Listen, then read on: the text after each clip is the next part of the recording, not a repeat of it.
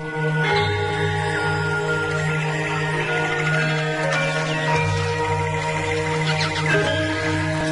इतिहास में भारत की छवि लगातार बदलती रही है, क्योंकि इसकी सीमाएं घटती बढ़ती रही हैं और संस्कृतियों के आपस में मिलने के बावजूद उनमें खींचतान चलती रही है। छोटी छोटी रियासतों में बटे हुए लोगों के देश में तमाम मुश्किलों और फिर से उठ खड़े होने की चाहत से गुजरकर भारत ने अपना सिर उठाया। अब पहली बार सामने आई पुरानी फिल्मों से आप इतिहास की सबसे कमाल की कहानियों में से एक की दुर्लभ झलक देख सकते हैं। ये ब्रिटिश साम्राज्य का नगीना था जो आगे चलकर एक आजाद देश बना। पेश है भारत के बनने की कहानी, इंडिया इमर्जेस।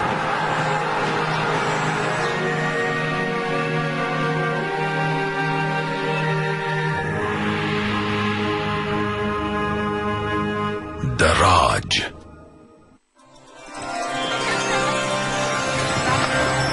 उन्नीसवीं सदी का आखिरी दौर। भारतीय उपमहाद्वीप की यात्रा कर रहे लेखक मार्क ट्वेन ने इस इलाके से प्रभावित होकर लिखा, भारत में ही मानव जाति पली बड़ी है, यही इंसानी बोली का जन्म हुआ है। इसे ऐतिहासिक गाथाओं और परंपराओं की दादी और परदादी कहा जा सकता है।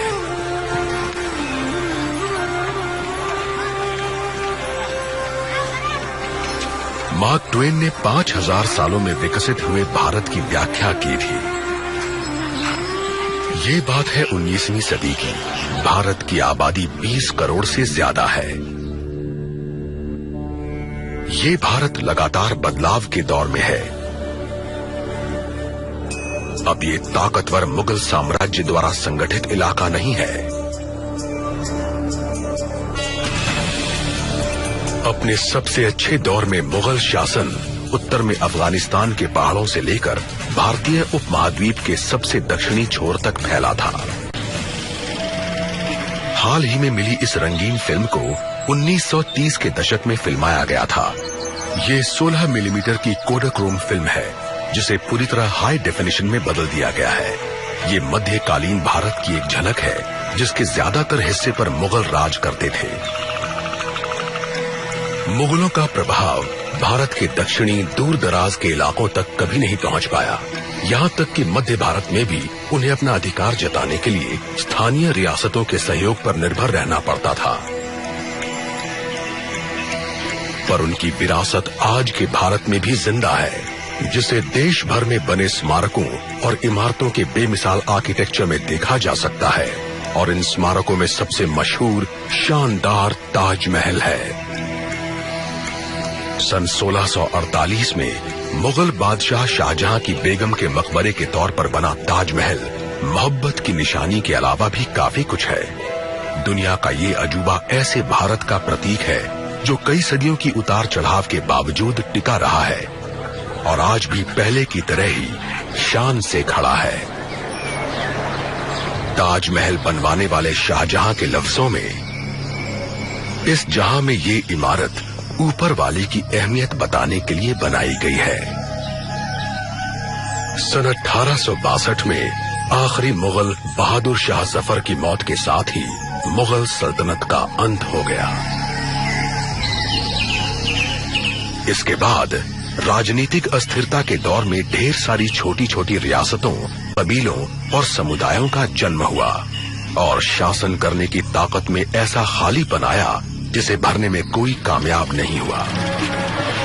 सन 1903 ये भारत की कुछ सबसे पुरानी फिल्में हैं। इन्हें अमेरिकन इन्वेंटर और सिनेमा के पायनियर थॉमस आर्मैट ने फिल्माया है। इस समय तक भारत के लोगों पर विदेशी राज करते हैं, जिसका केंद्र आधी दुनिया के पार यूरोप के एक टापू पर है। अंग्रेज पहली बार सन 1608 में भारत आए थे। वो यहाँ ब्रिटिश ईस्ट इंडिया कंपनी के तौर पर आए थे। शुरू में वो लोग यहाँ पर केवल व्यापार करने के उद्देश्य से आए थे, पर फिर समय के साथ साथ उनका उद्देश्य बदला, उनकी इच्छाएं बढ़ी और उनकी राजनैतिक आकांक्षाएं सामने आईं। दूसरा दिल्ली दरबार। ये ब्रिटिश लॉर्ड कर्जन की अगुवाई में हो रहे समारोह के दृश्य हैं, जो इससे पहले कभी प्रसारित नहीं हुए। ये ब्रिटिश लोगों द्वारा भारत में सैनिक शक्ति का अब तक का सबसे बड़ा प्रदर्शन है। भारत में संसाधनों की भरमार है। ईस्ट इंडिया कंपनी ने उन संसाधनों पर एकाधिकार करने के साथ साथ अपना सैनिक और प्रशासनिक प्रभाव भी बढ़ा लिया है। इसने स्थानीय लोगों के विद्रोहों को कुचल दिया है, जिनमें सन 1857 का सैनिक विद्रोह भी शामिल है। अब सत्ता ईस्ट इंडिया कंपनी से ब्रिटेन के राज घराने के हाथों में जाने वाली है। सन 1858 की अपनी घोषणा में तत्कालीन ब्रिटिश मोनार्क क्वीन विक्टोरिया ने कहा, हम भारत की स्थानीय रियासतों के राजाओं के लिए ये घोषणा करते हैं कि हम उनके साथ ईस्ट इंडिया कंपनी या उसके नाम पर किए गए सभी समझौतों या एग्रीमेंट्स को स्वीकार करेंगे और हम उन्हें पहले की ही तरह जारी रखेंगे और हम उम्मीद करते हैं कि रियासतों के राजा भी ऐसा ही करेंगे। क्वीन की इस घोषणा का उद्देश्य ये जताना है कि वो सबको साथ लेकर राज करना चाहती है, लेकिन दराज, जो इस कॉलोनियल ताकत का नया नाम है, अब दोबारा कभी भी भारत के लोगों पर भरोसा करने के लिए तैयार नहीं है। ब्रिटिश राज की सामाजिक और आर्थिक नीतियां हर कीमत पर भारत के लोगों को विदेशियों की सत्ता में लाने के लिए बनी थी। उन्हें डर है कि परिवर्तन सामाजिक उथल-पुथल को जन्म दे सकता है, जिससे एक बार फिर सन 1857 जैसे हालात पैदा हो सकते हैं। 20वीं सदी की शुरुआत। ये ब्रिटिश भारत के पश्चिमी हिस्से की बीकानेर रियासत का लालगढ़ पैलेस है। यह औपनिवेशिक भारत की 500 से ज्यादा रियासतों में से एक का नजारा है, जो कहीं और नहीं मिलेगा।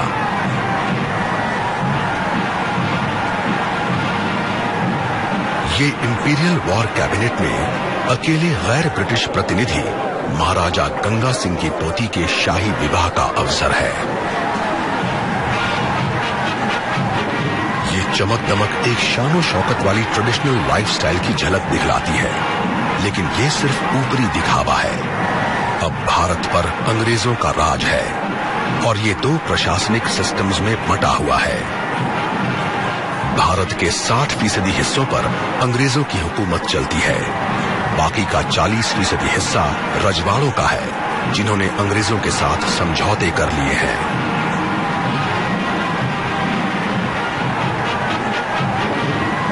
क्वीन विक्टोरिया द्वारा ब्रिटिश राज की घोषणा के महज 5 दशक बाद भारत की असली राजनीतिक सत्ता रजवाड़ों के हाथ से निकल गई है। इनके पास बस घटी हुई ताकत की यादें ही बची हैं।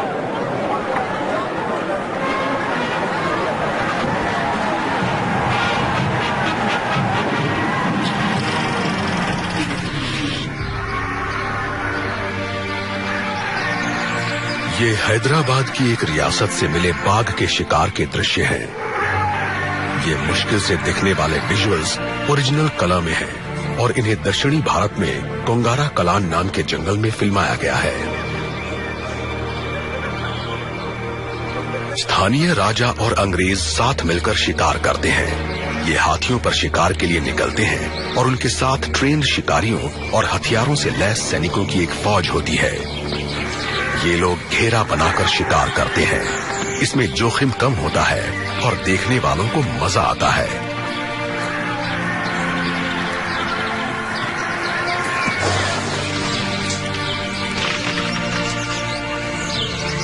मौजूदा बिहार की एक रियासत बनेली के राजा के शब्दों में इसमें शिकार इस तरह किया जाता था।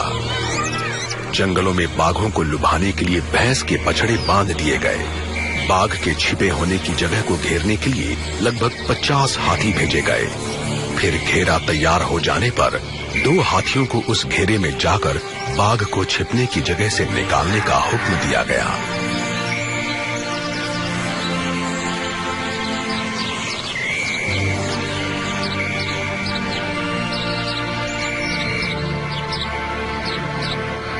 हाथियों के करीब आने पर बाघ बार बार गुस्से में हमला करता था।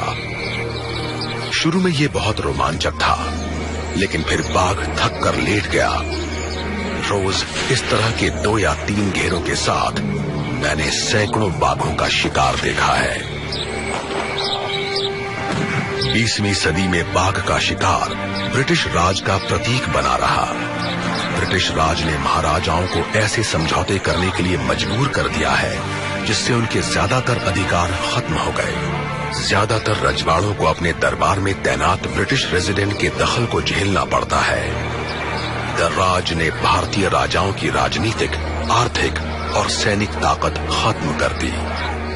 और देखने में ऐसा लग सकता है कि बाघों की तरह रियासतों के राजा भी बहुत ताकतवर हैं, लेकिन 20वीं सदी की शुरुआत तक इनकी स्थिति बहुत कमजोर हो चुकी है।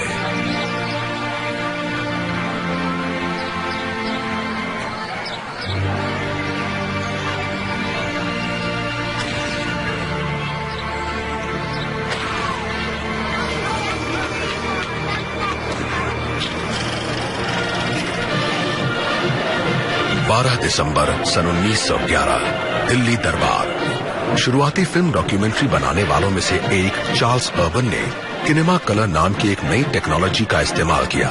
उन्होंने 2.5 घंटे की फिल्म बनाई जिसका नाम था with our king and queen through India. इस फिल्म में तीसरे दिल्ली दरबार के नजारे हैं जो ब्रिटिश सम्राट जॉर्ज V के राज्याभिषेक के समय होने वाला एक सैनिक समारोह है। इस समारोह में सबसे अहम मौजूदगी सम्राट और उनकी पत्नी मैरी की है और इन्हें भारत का एम्परर और एम्प्रेस घोषित किया गया। लेकिन ये इस समारोह में होने वाली अकेली महत्वपूर्ण घोषणा नहीं है। ब्रिटिश भारत की राजधानी अब कलकत्ता से हटाकर दिल्ली लाई जाने वाली है। राजधानी को कलकत्ता से दिल्ली लाए जाने के प्रस्ताव पत्र में भारत के वाइसरॉय लॉर्ड हार्डिंग ने लिखा, ये काफी समय से एक गंभीर असंगति मानी जाती है कि ब्रिटिश लोग अपने भारतीय इलाके के सबसे पूर्वी छोर पर स्थित शहर कलकत्ता से इस देश पर शासन करते हैं, लेकिन कलकत्ता से राजधानी हटाने की यही एक वजह नहीं थी। सन 1905 में बंगाल के बंटवारे के बाद ये इलाका ब्रिटिश राज के राष्ट्रवादी विरोधियों का केंद्र बन गया था। सन 1911 के दरबार में सम्राट जॉर्ज V द्वारा औपचारिक रूप से दिल्ली को राजधानी घोषित करने के साथ ही ये बात पक्की हो गई।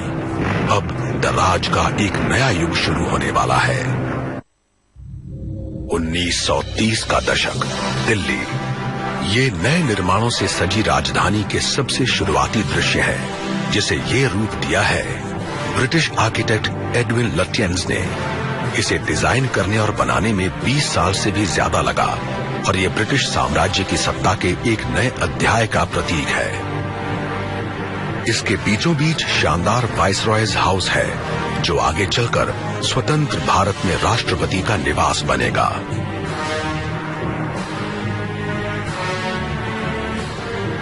हिस्टोरियन मालविका सिंह और रुद्रांशु मुखर्जी ने अपनी किताब new Delhi making of a capital में बताया है कि लुटियंस ने कितनी बारीकी से काम किया था। उन्होंने इंडियन ट्रेडिशंस का बखूबी अध्ययन किया, खासियतों और प्रतीकों की खोज की, स्थानीय निर्माण सामग्री की डायरेक्टरी तैयार की, धार्मिक और सेक्युलर दोनों तरह की कला और कारीगरी की खासियतों को जमा किया और इन सबको आपस में मिलाकर एक हाइब्रिड स्टाइल बनाने की कोशिश की। एक नई शानदार राजधानी का निर्माण ब्रिटिश राज की साम्राज्यवादी सत्ता के सबसे अच्छे दौर का प्रतीक बन गया। भारत अब धीरे धीरे लेकिन लगातार बदलने लगा है। 1930 का दशक ब्रिटिश भारत के पूर्वी हिस्से की बंगाल रियासत। ये दार्जिलिंग की टॉय ट्रेन है जिसे अंग्रेजों ने भारत पर अपनी हुकूमत के सबसे अच्छे दौर में सन 1879 में बनवाया था।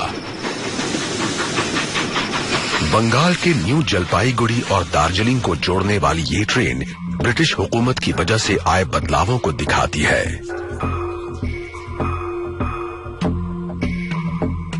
1930 के दशक तक बंगाल के ठंडे पहाड़ी इलाकों में बसे दार्जिलिंग जैसे छोटे छोटे शहर गर्मी से बचने के लिए अंग्रेजों के लिए जन्नत बन गए थे।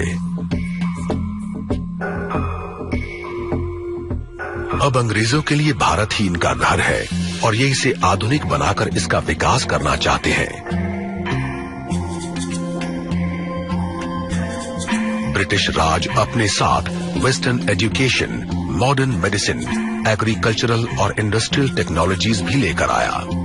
दार्जिलिंग जैसी जगहों पर अंग्रेजों ने अमिट छाप छोड़ी। ब्रिटिश राज द्वारा स्थापित चाय बागानों ने आगे चलकर भारत को दुनिया के सबसे बड़े टी प्रोड्यूसर्स में से एक बनाने की बुनियाद रखी। इसके बावजूद ये सवाल उठता है कि क्या आधुनिक सुधारों ने सचमुच भारतीयों की जिंदगी को बेहतर बनाया है? इस समय तक भारत के लोग ब्रिटिश सत्ता के अधीन रहते हैं। ब्रिटिश राज में सरकार में उनकी भागीदारी ना के बराबर है और ये आर्थिक और सामाजिक रूप से बहुत पिछड़ी हुई हालत में है।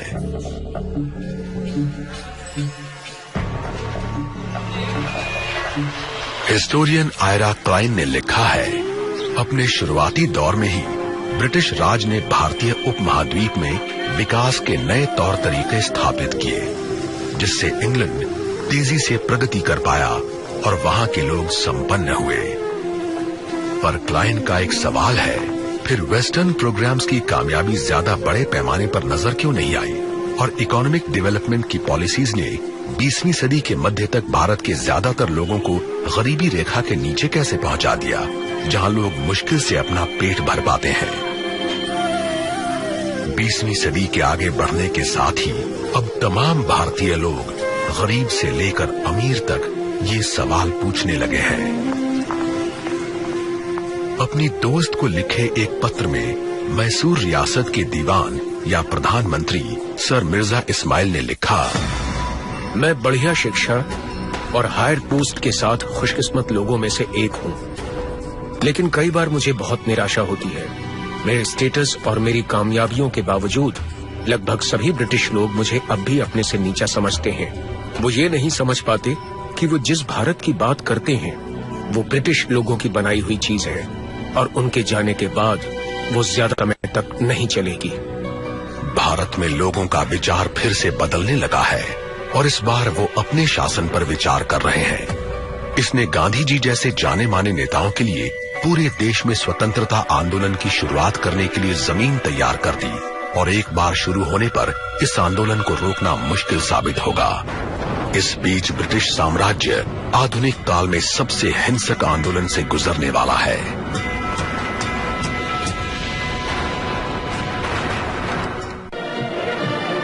बीसवीं सदी का शुरुआती दौर। ब्रिटिश हुकूमत एक बड़ी साम्राज्यवादी शक्ति है और भारत इस साम्राज्य के सबसे अहम नगीनों में से एक है। लेकिन यहां अब अशांति है और ये 3 दशकों से पनप रही है।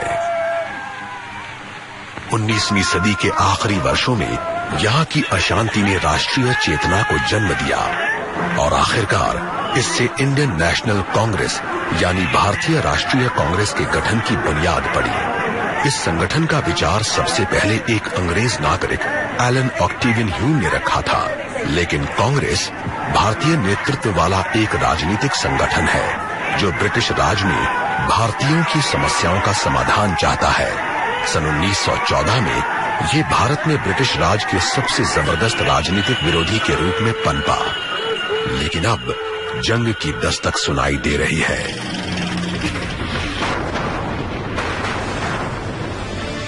जुलाई सन 1914 से नवंबर सन 1918 तक पूरे यूरोप में जबरदस्त लड़ाई छिड़ी रही, जिसमें साम्राज्यवादी ताकतों के साथ साथ उनकी रियासतों ने भी भागीदारी की। ब्रिटेन, फ्रांस और रूस ने एक गठबंधन बनाया, जिसमें बाद में अमेरिका, जापान और अन्य देश भी शामिल हो गए। इन्होंने साथ मिलकर जर्मनी और ऑस्ट्रिया हंगरी का सामना किया। ब्रिटिश भारत ने भारतीय सेना को जंग में उतारा। दुनिया में किसी उपनिवेश की सबसे बड़ी वॉलंटियर आर्मी में यहाँ के 12,70,000 सैनिक शामिल हुए।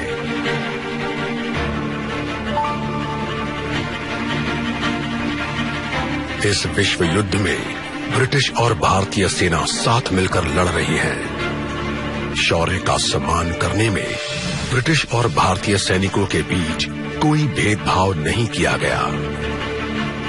15 भारतीयों को विक्टोरिया क्रॉस दिया गया। सिर्फ ब्रिटिश लोगों को दिया जाने वाला ये सम्मान प्राप्त करने वाले ये पहले भारतीय थे।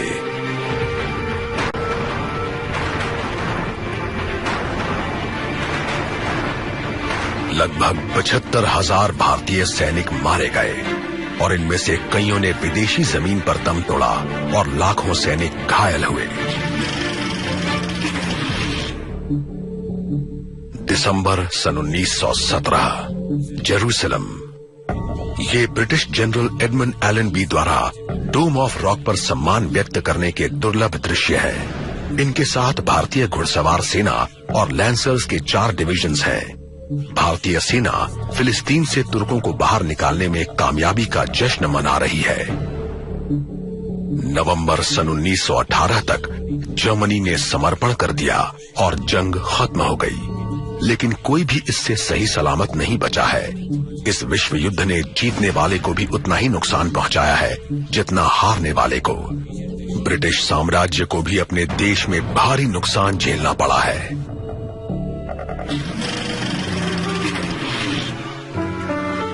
सन 1925 ग्रेट ब्रिटेन। इन अनोखी फिल्म आर्काइव्स में बायो कलर नाम की एक खास टेक्नोलॉजी का इस्तेमाल हुआ है। क्लॉड फ्रीस ग्रीन ने जंग के बाद ब्रिटेन की स्थिति को दिखाने के लिए बायो कलर का इस्तेमाल किया। लंबी और बेरहम लड़ाई में सैनिक रूप से कामयाब रहने के बावजूद ब्रिटेन अब आर्थिक मुश्किलों का सामना कर रहा है। ब्रिटेन को सुपर पावर बनाने वाली औद्योगिक क्रांति अब धीमी पड़ रही है।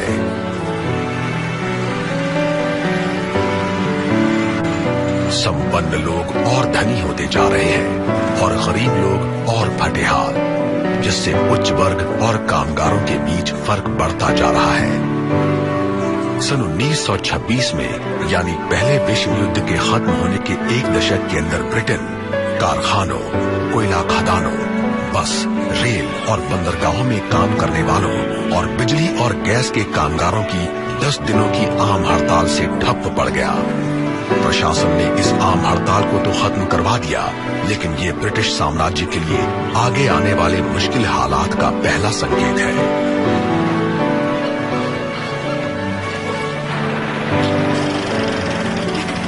इस बीच प्रथम विश्व युद्ध के बाद के भारत में भी एक नई असंतुष्टि पनप रही है। जंग शुरू होने पर भारत के रजवाड़ों के साथ साथ ज्यादातर जनता ने लड़ाई में ब्रिटेन का साथ दिया था। भारतीय सैनिक अपनी मर्जी से अंग्रेजों के लिए लड़े थे और रियासतों ने युद्ध के लिए अपने खजाने खोल दिए थे।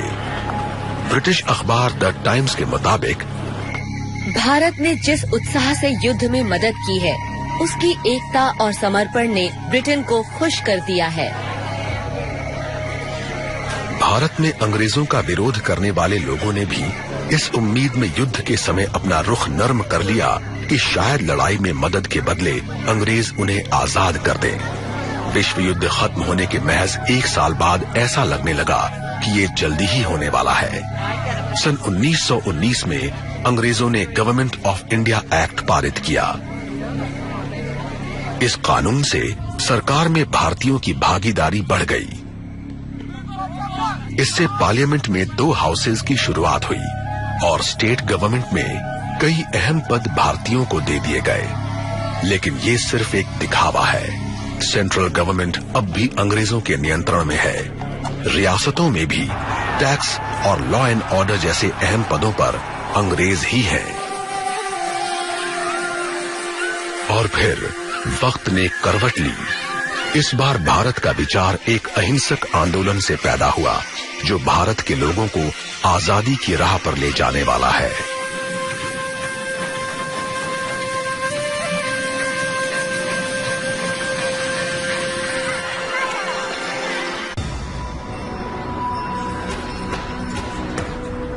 ये भारतीय स्वतंत्रता संग्राम के सबसे जाने माने नेता और साम्राज्यवादी ब्रिटिश राज के लिए सबसे बड़े खतरों में से एक मोहनदास करमचंद गांधी के खास दृश्य है।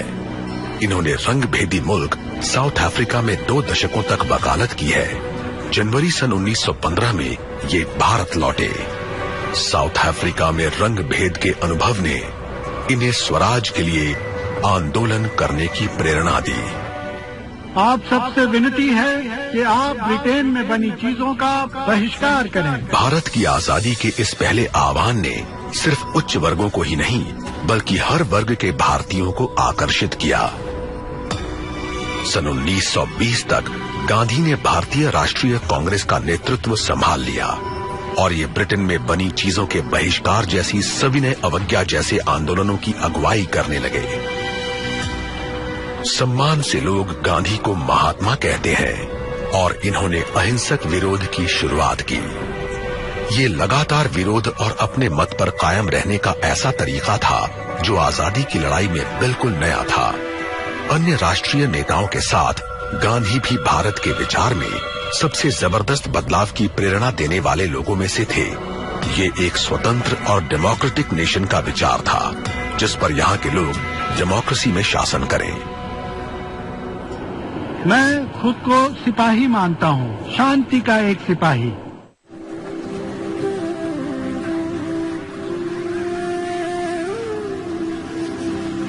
भारत की पवित्र नदी गंगा जो हमारी पहचान है, ये एक राष्ट्रीय पहचान है जो आधुनिक 20वीं सदी में काफी सशक्त हो रही है।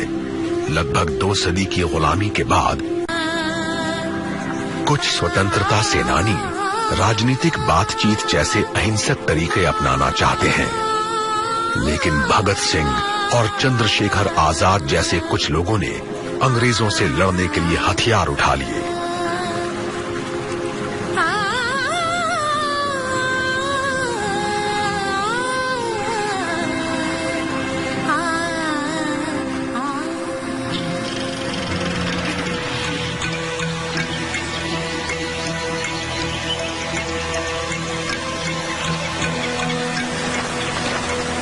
अंग्रेजों ने बड़ी बेरहमी से इसे दबा दिया। सन 1930 में कांग्रेस ने सन 1882 के उस दमनकारी कानून के खिलाफ आंदोलन शुरू किया जिसमें नमक बनाने और बेचने पर भारी टैक्स लेने का प्रावधान था। मार्च सन 1930 के अपने एक पत्र में गांधी ने वाइसरॉय लॉर्ड अर्विन को लिखा कि ये औपनिवेशिक सत्ता का एक कड़ा कानून है और भारतीय लोगों पर इसका बहुत बुरा असर पड़ रहा है। हालांकि मैं भारत में ब्रिटिश शासन को एक अभिशाप मानता हूं, लेकिन मैं अंग्रेजों को दुनिया के बाकी लोगों से बुरा नहीं मानता। और मैं ब्रिटिश शासन को अभिशाप इसलिए मानता हूं क्योंकि इसने लगातार शोषण वाली एक व्यवस्था और ऐसे खर्चीले सैनिक और नागरिक प्रशासन के जरिए करोड़ों भारतीयों को बदहाल कर दिया है जिसका खर्च ये देश नहीं उठा सकता है। इसने राजनीतिक रूप से हमें अंग्रेजों का गुलाम बना दिया है। इसने हमारी सभ्यता की बुनियाद खत्म कर दी है और हम कायर असहाय लोगों का देश बनकर रह गए हैं।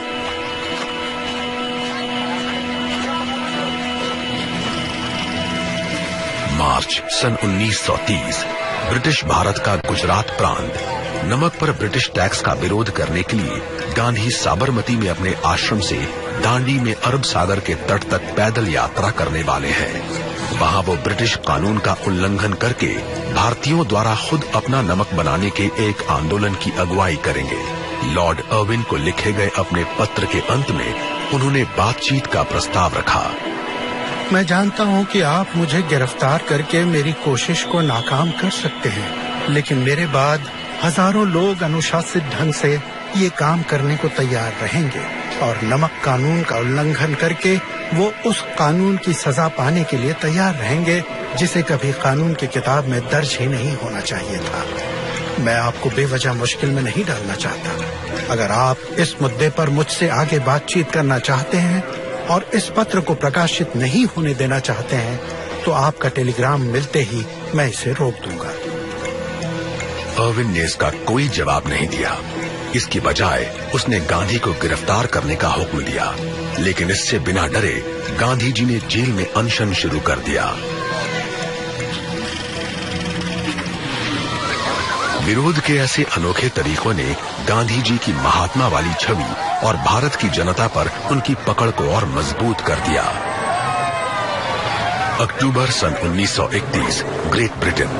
गांधी लंदन पहुंचे और ब्रिटेन की जनता उनसे बहुत सम्मान से मिली। लेकिन ब्रिटिश हुकूमत को अपने पक्ष में करना इतना आसान नहीं है। उस साल फरवरी में जाने माने राजनेता और आगे चलकर ब्रिटेन के प्रधानमंत्री बनने वाले विंस्टन चर्चिल ने गांधी के बारे में लिखा। मिस्टर गांधी को देखकर मुझे बहुत घिन आई। ये मिडिल टेम्पल के एहसान फरामोश वकील हैं और अब पूरब के फकीर की तरह आधे कपड़े में ये किंग एम्परर के रिप्रेजेंटेटिव से बराबरी पर बातचीत करने के लिए वाइस रीगल पैलेस की सीढ़ियों पर चढ़ रहे हैं। लेकिन गांधी जी की दिलचस्पी सिर्फ ब्रिटिश राज की नींव हिलाने में नहीं है। आजाद भारत के इनके सपने में ये भी शामिल है कि यहाँ के लोग अपने आप को पहचाने और अपनी सबसे पुरानी सामाजिक बुराइयों को दूर करें।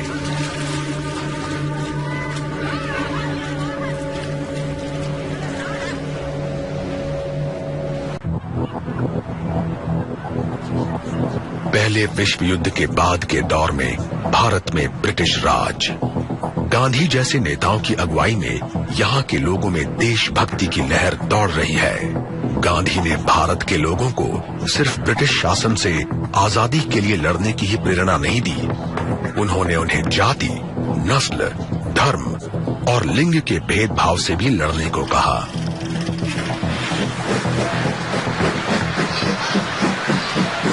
सन 1932 ब्रिटिश भारत में दिल्ली से महज 160 किलोमीटर पूरब में स्थित मुरादाबाद, ये यहाँ के उस दलित समुदाय के लोगों के कुछ दुर्लभ नजारे हैं जो हिंदू समाज में सबसे नीचे माने जाते हैं। ब्रिटिश भारत में दलित बहुत फटे हाली में रहते हैं। इनकी बस्तियां सबसे अलग थलग होती हैं और इन्हें ऐसे काम दिए जाते हैं जो हिंदू धर्म ग्रंथों के अनुसार अशुद्ध है। हिंदू समाज को नहीं मानने वाले पश्चिमी शासकों के होने के बावजूद ब्रिटिश राज के दौरान भी भारतीय समाज में छुआछूत जैसी बुराइयां मौजूद हैं। गांधी जी का मानना है कि अगर भारत को आगे बढ़ना है तो छुआछूत जैसी बुराइयों को खत्म होना चाहिए। इन्होंने दलित समुदाय को एक नया नाम दिया, हरिजन, यानी ईश्वर के लोग। इसके साथ ही इन्होंने दलित समुदाय के लोगों के साथ खाने, मिलने जुलने और प्रार्थना करने जैसे सार्वजनिक रूप से दिखाई देने वाले कामों की मदद से लोगों को समझाने की कोशिश की।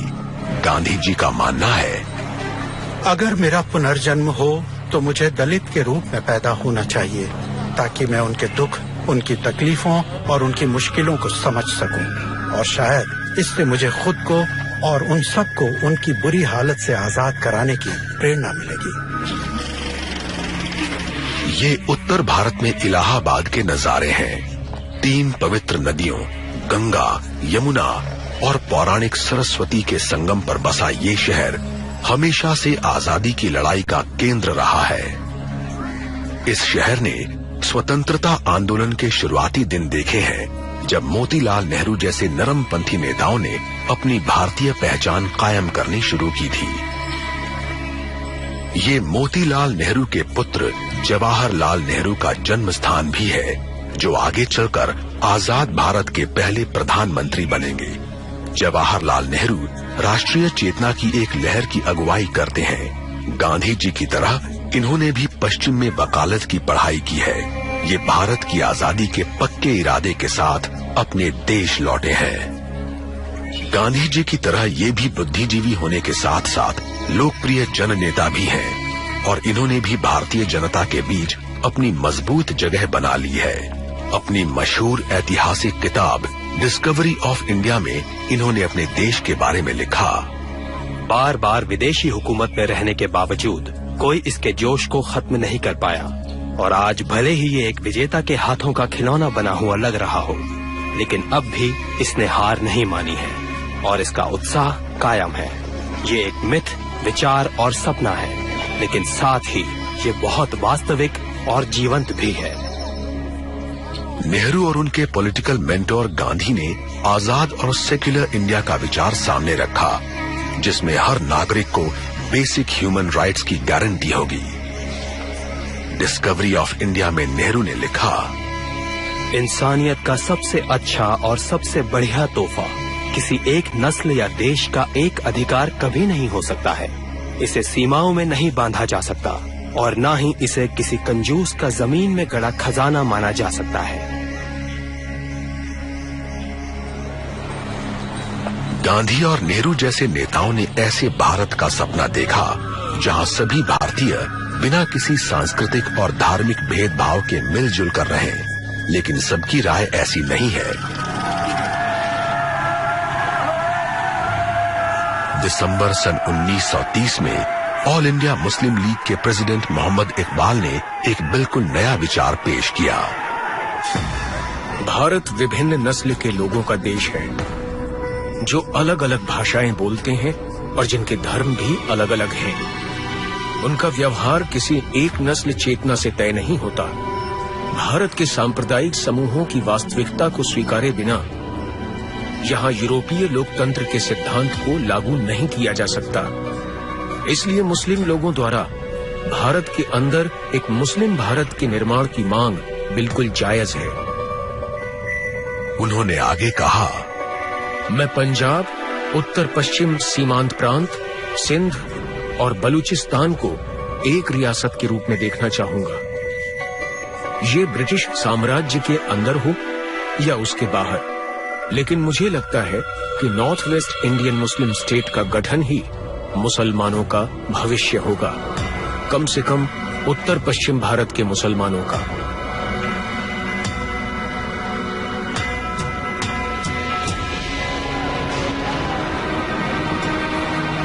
ये पाकिस्तान के विचार का जन्म है, लेकिन ये कई सदियों से चले आ रहे तनाव का नतीजा है। सभी भारतीय अंग्रेजों से आजाद होना चाहते हैं, लेकिन सांप्रदायिक तनाव का भारत के भविष्य पर बुरा असर पड़ेगा। 1930 के दशक के दौरान भारत में ब्रिटिश शासन से आजादी की मांग लगातार तेज होती गई। इस पुरानी फिल्म में आप आजादी की लड़ाई का एक दुर्लभ नजारा देख सकते हैं। ये आंदोलन बहुत जबरदस्त है, लेकिन इसे अपने भीतर ही गंभीर चुनौतियों का सामना करना पड़ रहा है। ब्रिटिश लोगों ने भारतीयों में फूट डालकर शासन करने के लिए इन्हीं धार्मिक और जातीय तनावों का फायदा उठाया।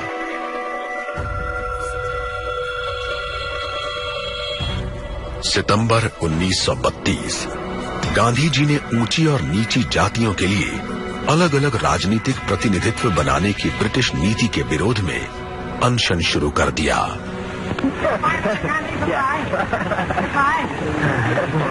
इस फिल्म में आवाज साफ न होने के बावजूद ये गांधी जी की सविनय अवज्ञा के दुर्लभ दृश्य है।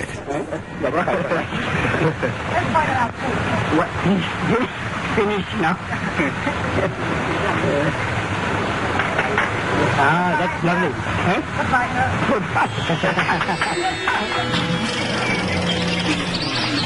सन 1938 ब्रिटिश भारत के उत्तरी हिल स्टेशन। ब्रिटिश राज के अफसर यहाँ छुट्टी मना रहे हैं। ये साहिब वाले अपने रुतबे से अच्छी तरह वाकिफ हैं। उर्दू लफ्ज साहिब का अर्थ है सर या मिस्टर, लेकिन ब्रिटिश राज में ये स्वामी या मालिक के ऊंचे रुतबे का प्रतीक है और इसका इस्तेमाल भारतीय लोग अंग्रेजों के लिए करते हैं। साहिब लोग ऐशो आराम और खास सहूलियतों वाली जिंदगी जीते हैं। इनमें से कुछ लोग बहुत अनमने ढंग से भारत आए हैं, जबकि कुछ लोग ब्रिटेन से भी ज्यादा भारत को अपना घर मानते हैं। 20वीं सदी के शुरू के 25 सालों के अंत में दुनिया एक बार फिर बदलने लगी है। इस बार ब्रिटिश राज पर इसका प्रभाव निर्णायक होगा।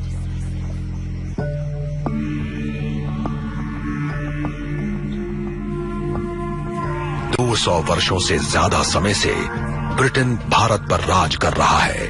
द राज अब तक देश में चल रहे आंदोलनों के साथ साथ पहले विश्व युद्ध से पैदा हुई मुश्किलों से भी लड़ने में कामयाब रहा है।